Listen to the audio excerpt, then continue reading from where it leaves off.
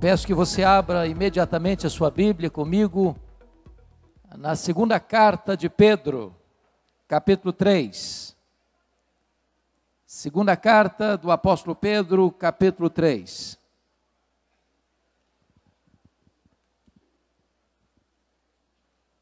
Pedro escreve assim: Amados, esta é agora a segunda epístola que vos escrevo. Em ambas procuro despertar com lembranças a vossa mente esclarecida, para que vos recordeis das palavras que anteriormente foram ditas pelos santos profetas, bem como do mandamento do nosso Senhor e Salvador, ensinado pelos vossos apóstolos. Tendo em conta, antes de tudo, que nos últimos dias virão escarnecedores com os seus escárnios, andando segundo as próprias paixões e dizendo: onde está a promessa da sua vinda? Porque desde que os pais dormiram, todas as coisas permanecem como desde o princípio da criação.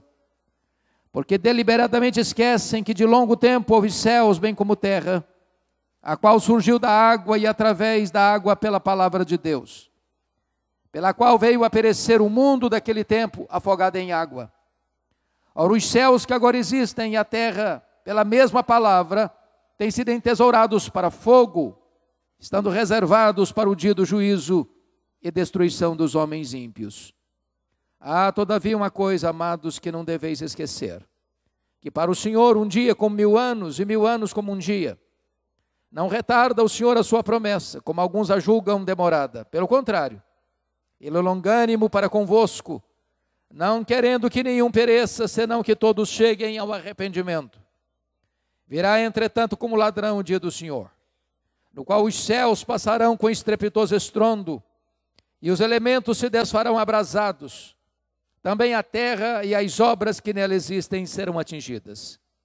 Visto que todas essas coisas hão de ser assim desfeitas, deveis ser tais como os que vivem em santo procedimento e piedade, esperando e apressando a vinda do dia de Deus, por causa do qual os céus incendiados serão desfeitos, e os elementos abrasados se derreterão. Nós, porém, segundo a sua promessa, esperamos novos céus e nova terra nos quais habita a justiça.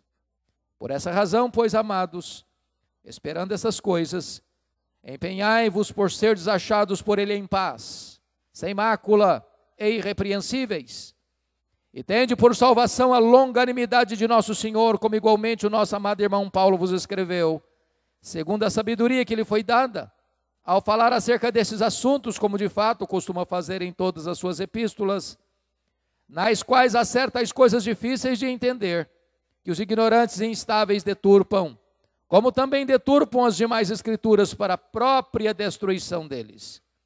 Vós, pois, amados, prevenidos como estáis de antemão, acautelai-vos, não suceda que, arrastados pelo erro desses insubordinados, descaiais da vossa própria firmeza.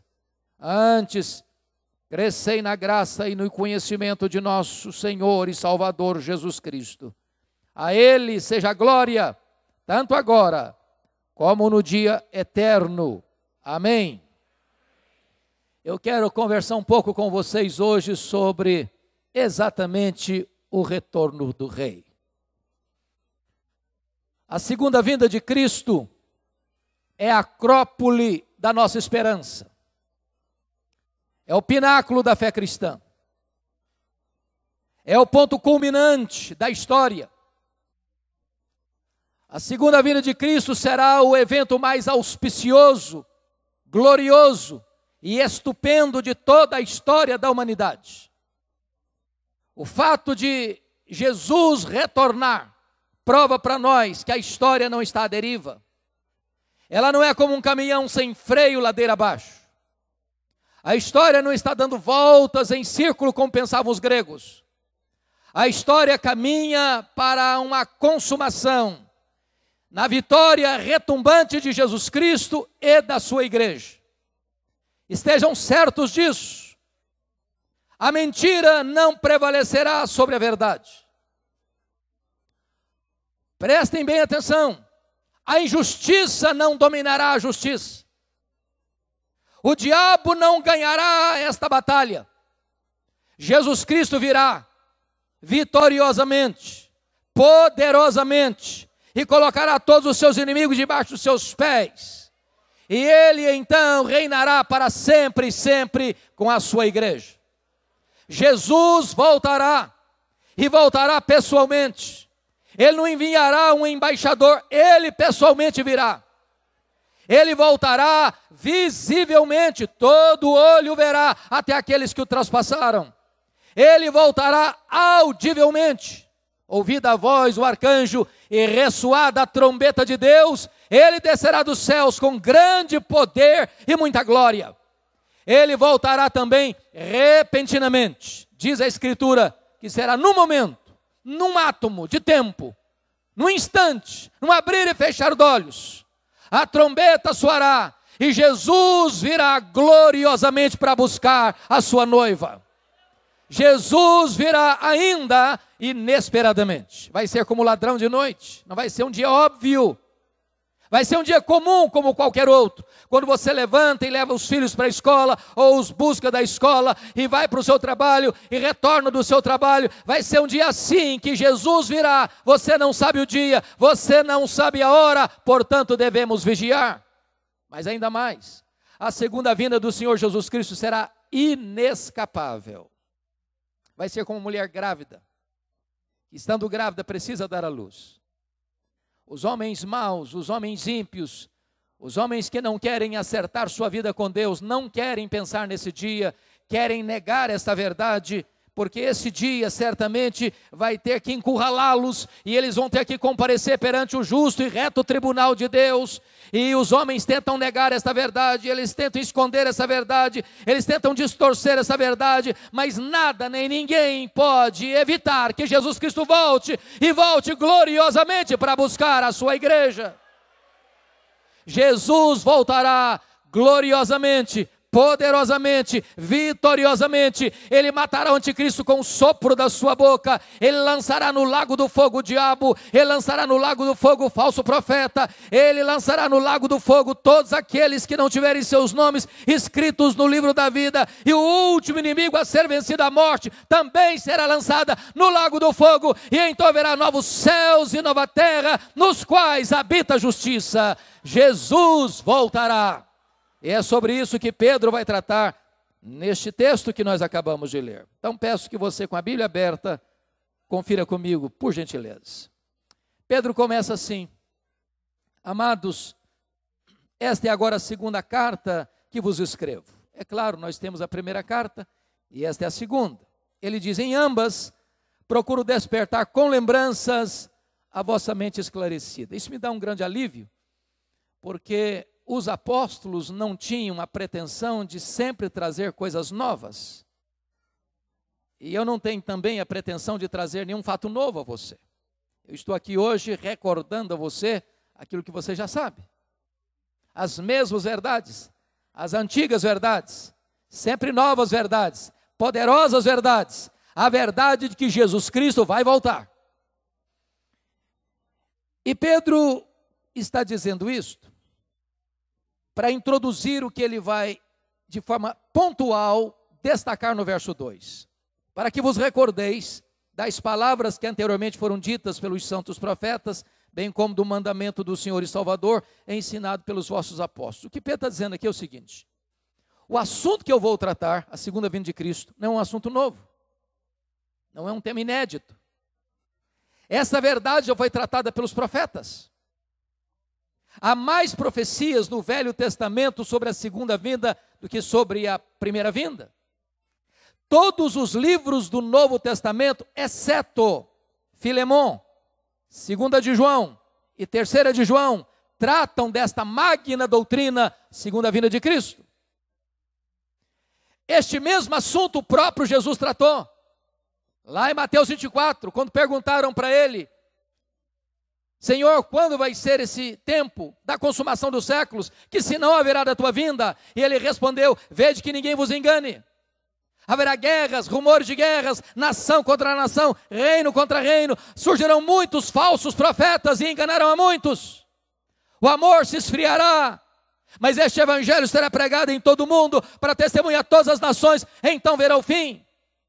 Esta mesma magna verdade também foi pregada e ensinada pelos apóstolos. Pedro tratou disso, João tratou desse assunto, Paulo tratou desse assunto. Então o que Pedro está dizendo é que a palavra de Deus unanimemente trata da segunda vinda de Cristo. Nota de rodapé.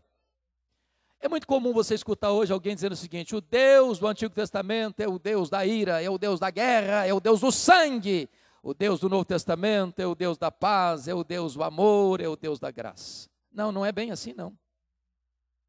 Não existe esse conflito entre o Antigo e o Novo Testamento.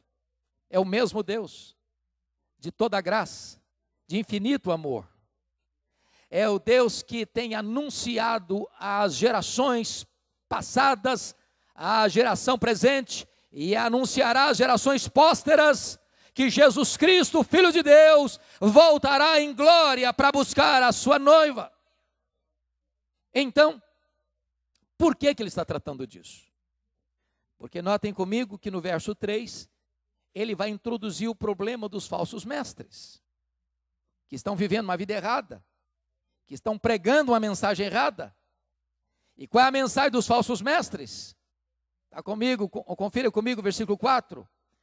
Onde está a promessa da sua vinda? Eles dizem isso. Onde está a promessa da sua vinda? Os falsos mestres negam que Jesus voltará. Mas por que negam? Porque essa doutrina não lhes convém. Porque esta verdade os incomoda. Porque esta verdade os confronta. Porque esta verdade os atinge de cheio. Uma vez que eles não querem mudar a sua vida, uma vez que eles não querem mudar a sua doutrina, uma vez que eles não querem mudar a sua conduta, anunciar que Jesus vai voltar é anunciar o juízo, o acerto de contas. Então preste bem atenção, quando alguém não quer mudar a sua conduta, ele tenta mudar a doutrina. Notem comigo o versículo 3. Os falsos mestres estão surgindo e virão escarnecedores com os seus escárnios, andando segundo as suas próprias paixões. Se a teologia está errada, a ética está errada. Se o ensino está errado, a vida está errada. Você nunca vai encontrar um falso mestre sendo padrão de piedade, porque a teologia é mãe da ética. Então o que Pedro está dizendo é que esses falsos mestres que estão ensinando uma doutrina errada, que Jesus não vai voltar, onde está a promessa da sua vinda? Os profetas falaram, os apóstolos falaram, o próprio Jesus falou, por que não veio ainda? E eles duvidam, e eles negam. Agora notem comigo, qual é o argumento dos falsos mestres para dizer que Jesus não voltará? Confira comigo o verso 4. Eles dizem assim: porque desde que os pais dormiram, todas as coisas permanecem como desde o princípio da criação. O que estão dizendo é o seguinte: Jesus não voltará porque nada mudou até hoje. E se nada mudou até hoje, nada vai mudar daqui para frente. Desde que o mundo é mundo, não aconteceu nada, não mudou nada. Portanto, falar que Jesus voltará é uma ilusão, é uma quimera, é uma utopia, é enganar as pessoas ou amedrontá-las. É esta a mensagem dos falsos mestres. Qual é a resposta de Pedro a essa gente? Se você percebeu, o que os falsos mestres estão negando é a integridade das Escrituras, é a inerrância das Escrituras. O que os falsos mestres estão negando é que os profetas falaram que Jesus vai voltar, Jesus falou que ele vai voltar, os apóstolos pregaram que Jesus vai voltar. Se eles estão perguntando, mas onde está essa promessa? O que eles estão fazendo? Negando que a Bíblia merece crédito. Oh, meus amados irmãos, tem muita gente ainda hoje que prega outra coisa, que a Bíblia não está mais no centro do púlpito, que as mensagens não são mais fundamentadas nas Escrituras, pessoas pregando aquilo que elas pensam, aquilo que elas acham, aquilo que elas concebem no laboratório enganoso do coração humano. Mas nós precisamos dizer que a Bíblia é a palavra de Deus, que a Bíblia é infalível, que a Bíblia é inerrante, que a Bíblia é suficiente. Passa o céu, passa a terra, mas a palavra de Deus não vai passar. Qual o argumento de Pedro para provar que os falsos mestres estão errados? Eles estão colocando em dúvida a integridade da Bíblia. Então vamos ver a resposta de Pedro. Onde está a promessa da sua vinda? Porque desde que os pais dormiram, todas as coisas permanecem como desde o princípio da criação. Será que é isso mesmo? A resposta de Pedro no versículo 5. Porque deliberadamente esquecem. Deixa eu dizer algo aqui. O ateísmo não é um problema intelectual. O ateísmo é um problema moral. O apóstolo Paulo diz que a ira de Deus se revela do céu contra toda impiedade e perversão dos homens que detêm a verdade pela injustiça. O homem que não quer mudar a sua conduta, não quer mudar a sua vida, ele recebe a verdade, ele vê a verdade, ele escuta a verdade, mas essa verdade o incomoda, essa verdade o esmaga, essa verdade o fere, essa verdade o chama ao arrependimento, e como ele não quer mudar a sua conduta, ele tenta afogar essa verdade, ele tenta matar essa verdade. E aqui Pedro está dizendo que os falsos mestres que estão dizendo, onde está a promessa da sua vinda? Desde que o mundo é mundo, nada mudou. E Pedro está dizendo, vocês esquecem deliberadamente, vocês não são honestos no argumento de vocês. E Pedro vai dar 3 razões para mostrar que os falsos mestres não são honestos na argumentação deles. Primeiro argumento, confira comigo, versículo de número 5. Porque deliberadamente esquecem que de longo tempo houve céus, bem como terra, a qual surgiu da água e através da água pela palavra de Deus. Então está dizendo assim, não mudou nada não, pois o mundo foi criado e criado pelo poder da palavra de Deus. Segundo argumento, versículo 6. Pela palavra de Deus veio a perecer o mundo daquele tempo afogado em água. Então, vocês estão dizendo que nada mudou? Vocês estão esquecendo que houve um dilúvio. E o dilúvio veio pelo poder da palavra de Deus. Esta palavra que vocês negam, esta palavra que vocês torcem, por ela Deus criou o mundo e por ela Deus trouxe juízo ao mundo no dilúvio. Terceiro argumento de Pedro, confira comigo o versículo 7. Ora, os céus que agora existem e a terra, pela mesma palavra, têm sido entesourados para fogo. Em outras palavras, vocês estão negando que a Bíblia merece crédito, vocês estão negando que a Bíblia é uma palavra íntegra e verdadeira e infalível e inerrante, pois por essa palavra Deus criou o mundo, por essa palavra Deus trouxe juízo ao mundo no dilúvio, e por essa palavra Deus trará o juízo final, quando os céus e a terra serão entesourados para fogo e os elementos se desfarão abrasados. Esta é a palavra que não pode falhar. Eu chamo a sua atenção para examinar comigo 3 versículos. Porque nenhum texto da Bíblia descreve com cenas tão eloquentes e tão vívidas esta cena do que o apóstolo Pedro nesta passagem. Olha o verso 7. Ele diz que por esta palavra os céus que agora existem e a terra têm sido entesourados para fogo. Agora olha o verso 10. Virá, entretanto, como ladrão o dia do Senhor, no qual os céus passarão com estrepitoso estrondo e os elementos se desfarão abrasados. Agora olha o versículo 12. Esperando e apressando a vinda do dia de Deus, por causa do qual os céus incendiados serão desfeitos e os elementos abrasados se derreterão. Meus irmãos, você nunca viu, não está vendo e não verá a mente mais criativa produzir um filme de ficção retratando essa cena. Final do ano passado, começo deste ano, nós vimos os incêndios devastadores na Austrália. Até mesmo na nossa floresta úmida, floresta amazônica, tivemos focos de incêndio. O ano passado vimos a Catedral de Notre Dame em Paris ardendo em chamas. Agora imagine você o que é um incêndio cósmico. Os céus incendiados. O teto do universo caindo. E os elementos se desfazendo, abrasados. Imagine o que é toda a terra ardendo em chamas. Imagine o que é as colunas do universo ruindo, entrando em colapso. É uma cena de terror. É uma cena de medo. É uma cena catastrófica.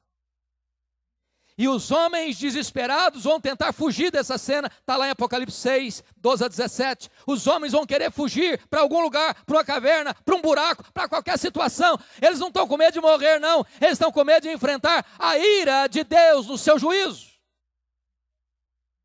Esta é a cena que Pedro está descrevendo, meus amados irmãos, da segunda vinda do Senhor Jesus Cristo. Mas fica ainda a pergunta dos falsos mestres: cadê a promessa da sua vinda? Por que está demorando? Se você é a quarta geração de crente e está aqui hoje, seus bisavós falaram da segunda vinda de Cristo. Seus avós falaram da segunda vinda de Cristo. Seus pais estão falando da segunda vinda de Cristo. Você está ouvindo sobre a segunda vinda de Cristo. Paulo esperava a segunda vinda de Cristo para os seus dias. Os pais da igreja esperavam para os seus dias. Os reformadores esperavam a volta de Jesus para os seus dias. E a pergunta ainda é: por que ele não voltou ainda? Cadê a promessa da sua vinda? Vejamos a resposta de Pedro. Confira comigo o versículo 8. Há todavia uma coisa, amados, que não deveis esquecer, que para o Senhor um dia como 1000 anos, e 1000 anos como um dia. Deus não vê o tempo como o homem vê. Deus está lá no passado, Deus está aqui no presente, e Deus está lá no futuro, no seu eterno agora. Ele não conta o tempo como nós contamos. Então, Pedro vai mostrar outra coisa. Mas por que ele está demorando? É a pergunta dos falsos mestres. Cadê a promessa da sua vinda? E talvez você é crente e diz: Senhor, por que o Senhor não volta logo? Tem crente querendo: Senhor, volta logo. Mas não é porque quer que Jesus volte, não é porque está querendo sair dessa magrela que está vivendo. E por que não voltou ainda? Pedro responde no versículo 9, confira comigo. Não retarda o Senhor a sua promessa, como alguns a julgam demorada. Pelo contrário, Ele é longânimo para convosco, não querendo que nenhum pereça, senão que todos cheguem ao arrependimento. Sabe por que parece que Ele está demorando? É porque Deus está lhe dando mais uma chance, mais uma oportunidade de você se voltar para Ele. Porque não basta ser crente, não basta pertencer a uma igreja evangélica, não basta frequentar anualmente a consciência cristã, não basta ter nome de crente, não basta ter o nome no rol da sua igreja, não basta você ser batizado, não basta você ter uma Bíblia, não basta você orar, não basta você frequentar a sua igreja, não basta ter apenas lâmpadas, é preciso que você tenha azeite nessa lâmpada, é preciso que você esteja preparado para que aquele dia, ao chegar, não pegue você de surpresa. O Senhor está retardando por amor a você, por amor à sua misericórdia, lhe dando mais uma oportunidade de você se reconciliar com Deus. Mas alguém pode dizer assim: bom, já que Deus é tão misericordioso, que Ele está retardando mesmo, então deixa eu viver mais um pouquinho minha vida acomodada. Não vai chegar mesmo, vai demorar mesmo. Então deixa eu curtir um pouco mais. Aí Pedro insere o versículo 10, dizendo o seguinte: virá, entretanto, como ladrão o dia do Senhor. Preste bem atenção. Esse dia vai pegar muita gente de surpresa.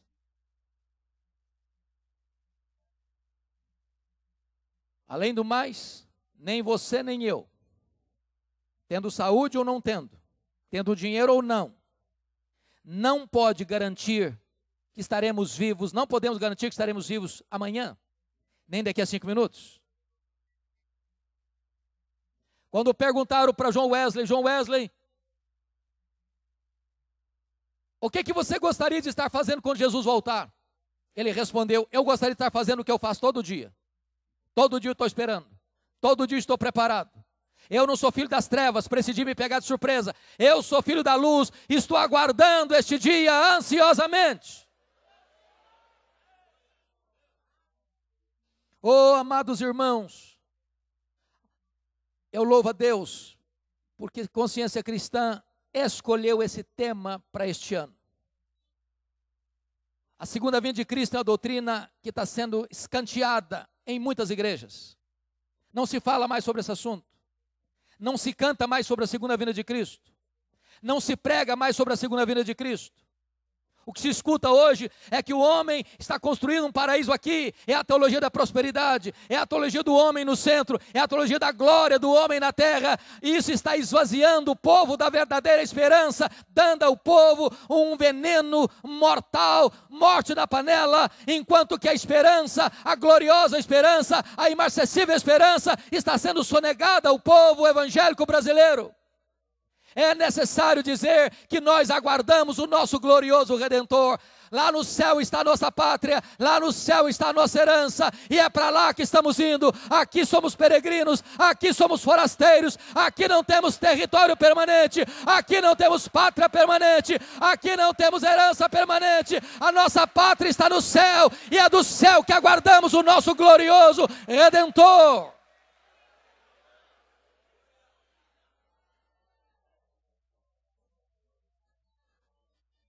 Ora, preste bem atenção.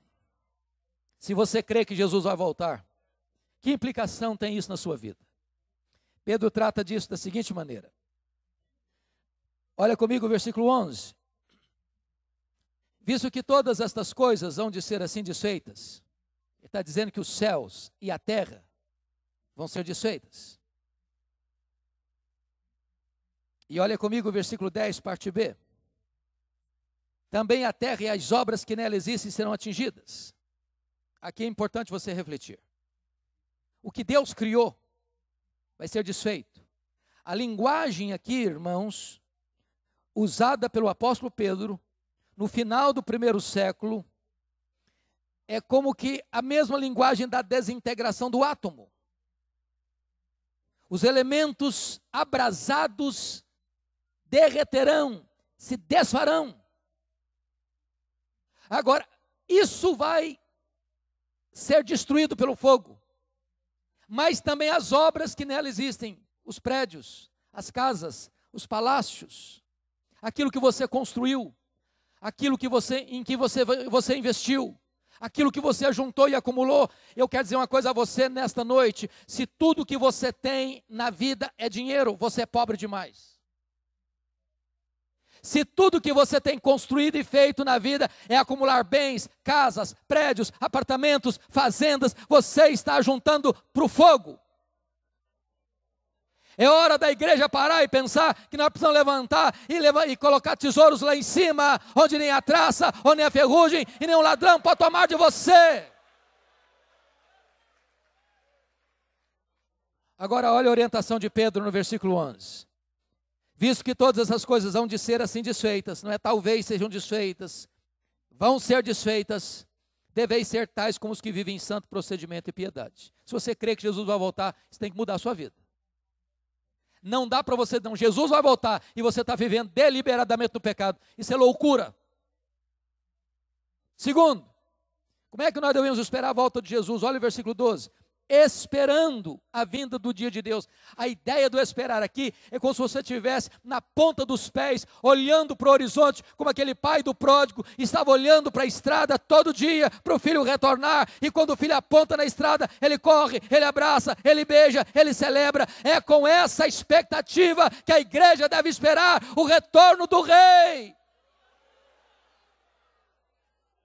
Terceiro, olha o que Pedro diz no versículo 12 ainda, não só esperando, mas apressando a vinda do dia de Deus. Bom, só Deus o Pai sabe esse dia. E como é que você e eu podemos entrar nessa agenda e apressar esse dia? A única maneira, e Jesus Cristo dá a senha para nós, Mateus 24:14, e este evangelho do reino será pregado em todo o mundo para testemunhar todas as nações, então virá o fim. Se você crê que Jesus vai voltar, é hora de você começar a pregar para a sua família, é hora de você começar a pregar para os seus parentes, é hora de você começar a pregar lá na faculdade onde você estuda, é hora de você começar a pregar lá no escritório onde você trabalha, é hora de você começar a pregar lá na empresa e na fábrica que você trabalha, é hora de você se levantar como uma testemunha de Deus e dizer o seguinte: Jesus é o único Salvador, Ele é o único Senhor, e hoje Ele quer ser o seu advogado, mas se você não se arrepender, Ele voltará como seu juiz, e você vai ter que enfrentar o seu julgamento. Então prepara-te para te encontrares com o Senhor teu Deus.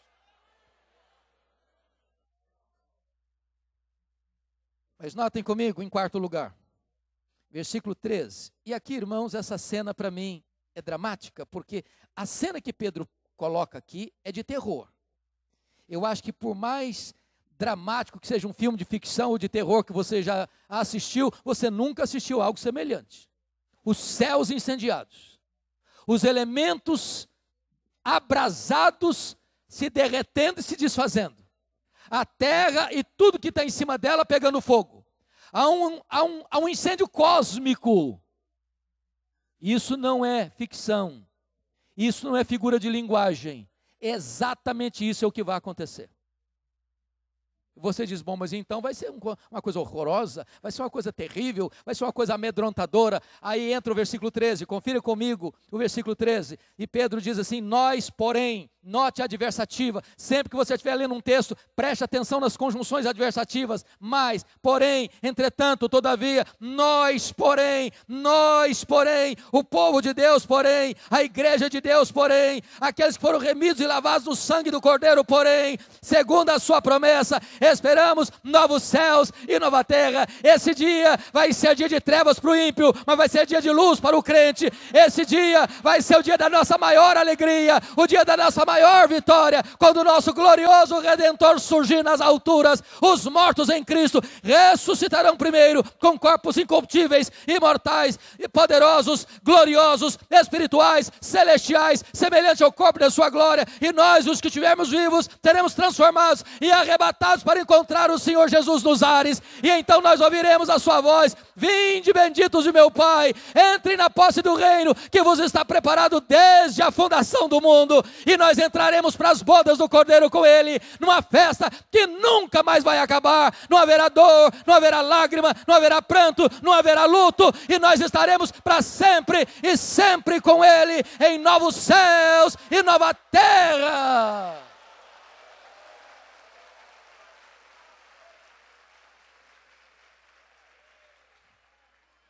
E eu quero concluir com Pedro, porque Pedro é um pregador, e todo pregador, além de expor a Escritura, ele aplica a Escritura. Então Pedro vai fazer no seu discurso, no seu sermão sobre a segunda vinda, sobre o retorno do rei, 4 aplicações práticas, e com essas eu termino a palavra. Primeira aplicação prática de Pedro, confira comigo o versículo 14. Por essa razão, note que por essa razão é uma palavra de consequência. Por essa razão, pois, amados, esperando essas coisas, que coisas? A volta gloriosa do rei. Empenhai-vos por ser achados por ele em paz, sem mácula e irrepreensíveis. Primeiro, se você crê que Jesus vai voltar, para de brigar, irmão. Para de fazer confusão. Para de ser encrenqueiro. Ô irmãos, eu fico constrangido com o que está acontecendo com a igreja evangélica brasileira. As brigas nas redes sociais. Eu sou calvinista. Eu sou arminiano. E começam a brigar como se fossem inimigos. Aqui em cima, às vezes, a briga pode ser até no campo das ideias, mas aqui embaixo, é uma briga de foice no escuro, onde pessoas machucam irmãos, humilham irmãos, ofendem irmãos. Nós precisamos de parar de ser crianças, termos maturidade. Nós somos aqueles que foram lavados no sangue do Cordeiro. Nós somos aqueles que foram remidos pelo nosso glorioso Redentor. Nós somos aqueles que foram habitados e revestidos com o poder do Espírito Santo. E nós não podemos ficar brigando uns com os outros. Nós precisamos viver em paz. Em paz. Há muita soberba, irmãos, no meio evangélico brasileiro. Soberba intelectual, soberba doutrinária. Talvez se nós fôssemos mais humildes, nós poderíamos ajudar mais, abençoar mais, cooperar mais, contribuir mais, pavimentar mais o caminho. Se você crê que Jesus vai voltar, é hora de você entender isso, que o Senhor nos ache em paz. Segunda aplicação de Pedro: aceitem a verdade.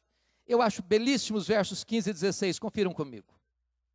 E tende por salvação a longanimidade de nosso Senhor, como igualmente o nosso amado irmão Paulo vos escreveu, segundo a sabedoria que lhe foi dada, ao falar acerca desses assuntos, como de fato costuma fazer em todas as suas epístolas, nas quais há certas coisas difíceis de entender, que os ignorantes deturpam, como também deturpam as demais escrituras, para a própria destruição deles. Eu fico aliviado quando Pedro diz isso, porque às vezes eu pensava que só eu achava que Paulo falava coisas difíceis. Mas o irmão Pedro, que era colega de Paulo, mas esse Paulo recebeu uma dose especial de sabedoria divina, porque ele fala algumas coisas que difícil de entender. Mas o que é maravilhoso é que Pedro escreve essa carta no final da vida. No final da vida dele. Pastor, o senhor não está chutando, não? É isso mesmo? É sim. Eu posso provar para você que Pedro escreveu essa carta no final da vida dele. Vocês se lembram de João 21, 18 e 19? Quando Jesus está restaurando Pedro, lá no mar da Galileia. Jesus disse assim para Pedro: Pedro, você se lembra quando você prometeu que você daria a vida por mim? Morreria por mim? Pois é, Pedro, esse dia vai chegar. Só que não vai ser agora não. Agora você é jovem. É quando você ficar velho. Agora você vai para onde você quer. Mas quando você ficar velho, eles vão cingir você, eles vão pregar você, eles vão crucificar você. Mas você vai glorificar a Deus com esse gênero de morte. E Pedro ficou velho. Agora pense comigo, querido prefeito, o Pedro indo para casa depois de um dia de trabalho, botar a cabeça no travesseiro e pensar: bom, Jesus disse que quando eu ficar velho, eu vou morrer crucificado. Aí está pregando um sermão, quando ele termina de pregar, vem de novamente dele: Jesus falou que quando eu ficar velho, eu vou morrer crucificado. Aí ele sai para fazer uma viagem missionária, enquanto caminha, vem na mente dele: o Senhor falou que quando eu ficar velho, eu vou morrer crucificado. Se fosse você, como é que você se comportaria? Sabendo que na velhice você não vai se aposentar e morar numa casa de campo, nem numa casa de praia. Mas que a velhice aguarda para você morte, e morte de cruz. Pois bem, quando ele está começando essa carta, lá no capítulo 1, versículo 14 e 15, ele diz assim: eu estou certo estou de que estou prestes a deixar o meu tabernáculo, estou prestes a morrer, como efetivamente nosso Senhor Jesus Cristo me revelou. Mas de minha parte, esforçar-me-ei diligentemente por fazer que a todo tempo, mesmo depois da minha partida, conservei lembrança de tudo. O Pedro está dizendo o seguinte: Roma vai me matar. E quando ele foi crucificado, ele disse para os seus executores: crucifiquem-me, mas eu não sou digno de morrer como morreu o meu Senhor, crucifiquem-me de cabeça para baixo. Agora ele está velho, ao escrever essa carta. E ele está dizendo que as cartas que Paulo escreveu já eram consideradas nas igrejas do primeiro século como escrituras canônicas. Esta verdade que você tem hoje já era considerada palavra de Deus lá na época de Pedro. Firmes nessa verdade, irmão. Eu quero encorajar vocês, queridos, a lerem a Bíblia todo este ano, a mergulharem na Bíblia, a estudarem a Bíblia, para vocês não serem inocentes e inúteis nas mãos dos espertalhões da fé, para vocês não serem manipulados pelos camelôs da fé. Estudem a Bíblia, leiam a Bíblia, meditem na Bíblia, vivam a Bíblia, preguem a Bíblia, comprometam-se com esta palavra. Terceira aplicação de Pedro. Olha o versículo 17. Vós, pois, amados, prevenidos como estáis de antemão, acautelai-vos. Não suceda que, arrastados pelo erro desses insubordinados, descaiais da vossa própria firmeza. Erros de quem? Dos falsos mestres, insubordinados, que não obedecem, que não se curvam, que não se submetem à autoridade da palavra de Deus. Então, um conselho que Pedro está dando é o seguinte: todo dia eu recebo e-mails, eu recebo WhatsApp, pessoas, pastor, o senhor escutou o que o fulano disse? O senhor viu lá o que aquele pregador falou? O senhor viu lá que maluquice que o cara disse, que a Bíblia não é a palavra de Deus? O senhor viu lá que o camarada diz que ele e Deus é a mesma coisa, que ele não tem nenhum complexo de inferioridade em relação a Deus, porque ele é tão santo e tão justo como Deus? O senhor escutou isso? E o senhor escutou mais aquela heresia? E aí, irmão, sabe o que está dizendo? O tempo, amado, é curto demais para você ficar gastando tempo com as heresias. Para de ficar escutando essas coisas, para de ficar dando ouvido a essas coisas. Dedique o seu tempo para ler a Bíblia, para estudar a Bíblia, para escutar a sã doutrina, para se alimentar do trigo e não da palha. Ah, irmão, não gaste o seu tempo com os falsos mestres, porque eles vão botar dúvida na sua mente, como o diabo botou dúvida na mente de Eva. Estude a Bíblia, mergulhe na Bíblia, prenda-se a esta verdade sublime, para que você não venha a ser enredado e fique fraco na fé e descaia da sua firmeza. Último conselho de Pedro: se você crê que Jesus vai voltar, olha o que ele diz no versículo 18: antes crescei na graça e no conhecimento de nosso Senhor e Salvador Jesus Cristo. Oh, amado, hoje eu preciso ser melhor que ontem. Amanhã precisa ser melhor que hoje. A vida não pode ser um zigue-zague. A vida não pode ser um alto e baixo todo dia. Nós precisamos caminhar para frente. Nós precisamos caminhar para o alto. Nós precisamos crescer. Primeiro conhecer. Crescer no conhecimento. Crescer no conhecimento. Eu sou muito feliz, muito grato a Deus por algumas coisas. Eu acho, pastor, nós vivemos hoje no tempo mais importante e magnífico da história da humanidade. Ninguém viu o que nós estamos vendo. Ninguém. Esta conferência está sendo filmada. Mais gente vai ver o conteúdo dessa conferência depois do que está vendo presencialmente. Que coisa maravilhosa. Hoje, amados, nós temos Bíblia de estudo do que você puder imaginar. Bíblia para criança, Bíblia para adolescente, Bíblia para jovem, Bíblia para casais, Bíblia para adulto, Bíblia para velho, Bíblia para descasado, Bíblia para aposentado, Bíblia de tudo quanto é jeito que você quiser. Mas você pega e diz assim para o povo: vamos abrir a Bíblia lá em Miqueias. O povo começa a olhar lá em Gênesis. Analfabeto da Bíblia. Amados irmãos, está na hora de nós investirmos no conhecimento. Crescei no conhecimento. E mais, crescei na graça. Porque não basta só conhecer, amado. Tem muito crente que sabe demais, mas está seco igual um poste, está árido igual um deserto. Não basta ter luz na cabeça, é preciso ter fogo no coração. É preciso ser cheio do Espírito Santo. É preciso viver uma vida de piedade, de santidade, de irrepreensibilidade. É preciso ter azeite na sua lâmpada. É preciso estar cheio do Espírito Santo de Deus. E Pedro termina o seu sermão com a doxologia. A ele, ao Rei, seja a glória, tanto agora como no dia eterno. Os púlpitos precisam voltar a ser cristocêntricos e não coaching.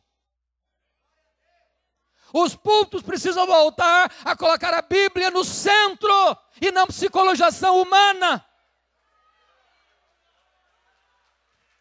Oh, amados irmãos, que Deus restaure a sua igreja, que Deus renove e reavive a sua igreja, para que nós estejamos com os olhos fitos na volta do Rei, o amado da nossa alma, aquele que morreu por nós, que ressuscitou, que está vivo, está à destra de Deus, está ataviando a sua noiva e vai voltar pessoalmente, visivelmente, audivelmente, inesperadamente, repentinamente, inescapavelmente, gloriosa e poderosamente. A Ele, portanto, a honra, a Ele, portanto, a glória, a Ele, portanto, o louvor, agora e no dia eterno. Aleluia.